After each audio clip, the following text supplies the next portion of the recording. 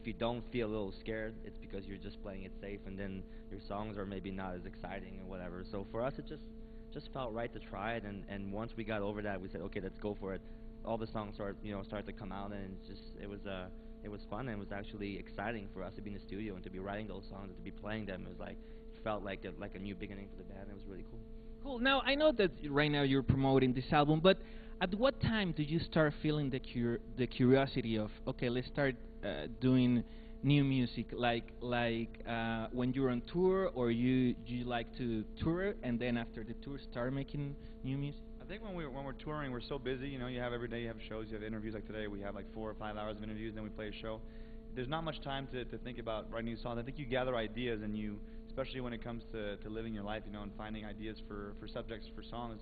That's when it really happens. But when it, you know, I think we rather work hard, play the shows, tour like crazy, and then take a break, and then focus on writing, and really just give it all we have, you know, and just really focus on that for months, and then that's the way we do it.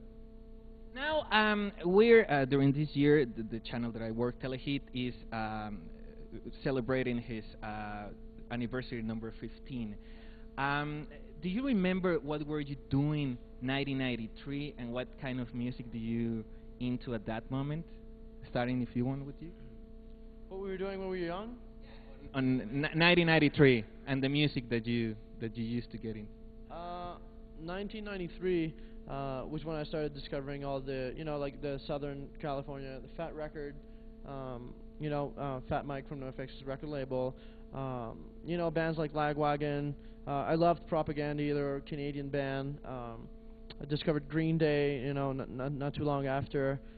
Yeah, I was pretty much doing nothing but trying to discover the new bands that I would love, and try to go see the concerts if I could skip school for a few days, you know, it's good. I think all of us were kind of playing in bands like that. We kind of discovered all the same bands, and we were into Pearl Jam before, and like Rage Against the Machine and all that, and it made us want to play in bands. So I remember Pierre and I started a band around that time. First, yeah, 1993, first record with Reset. Yeah. It was our first demo, yeah, first tape, and I think Jeff was playing as well with, you know, with some bands in high school. We were all in the same high school, so we all knew each other. And I think Seb was coming to our shows. I started playing guitar in '93, so I was going to their shows, and that's when I got into the whole punk rock thing as well. Well, now talking precisely about Reset, tell us the biggest lesson that band bring it to you, and you use it to in Simple Plan. I know you were really young. Are you okay, man? Yeah, you. Okay. No, you can sit here, dude. Okay. Pasa, hermanos, pasa. He was just concentrated on the answer. Are you okay, man? Yeah, I'm fine, I'm fine. No more tacos for you. Tacos are over for Pierre. Biggest lesson I learned was to lose some weight.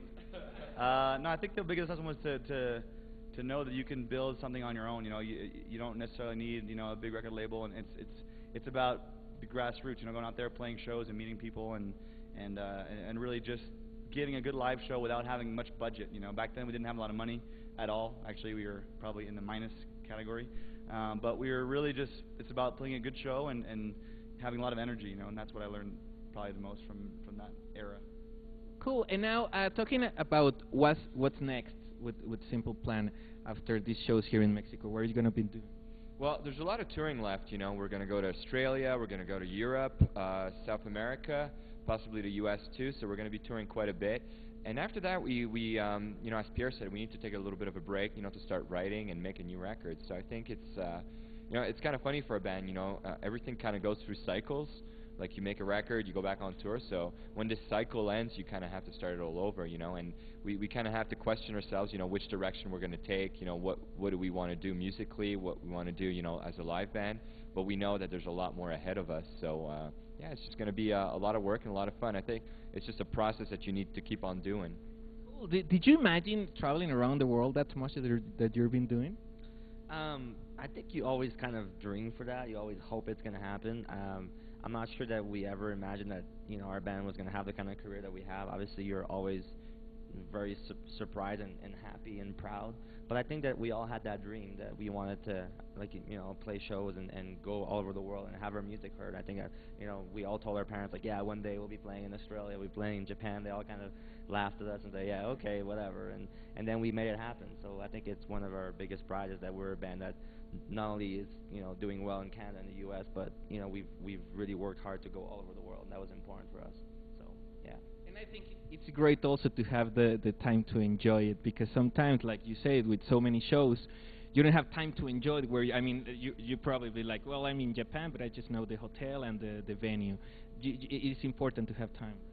Once in a while, it is unfortunate that, you go through a city and you just stay backstage and you don't do much, But since we've been around, quite a few times around the world, the days off kind of change, You're not in the same city for the same day off. So when you do have a day off, you go out, you go see the city.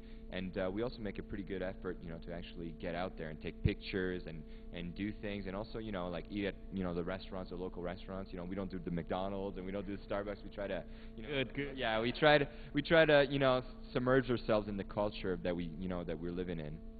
Okay, now the last question, and it's a really simple question. Why did you decide to put this album Simple Plan and not just another name? I think we just wanted to really, mark the fact that it was a different album. We the last two albums that we had, they had those funny kind of, comic names, and this album musically was a little bit different. We wanted the title to also reflect that. So we didn't want to push it all the way to the other side and make a super serious title and make it all cheesy, because that's not really our style. We like to have a good time, and that we wanted to keep that in mind. So we just, put it as a self-titled album because we thought it's a big record for us. It's very important, and it just felt right, So there's no really specific reason. It's just kind of really felt like it was the right one. Well, really, thank you very much for the time of this interview. Good luck. I know it's going to be great, the show, and congratulations because of the album. Ya lo vieron, ellos son Simple Plan. Vamos a continuar con más. No le cambien, estamos aquí en Telehit.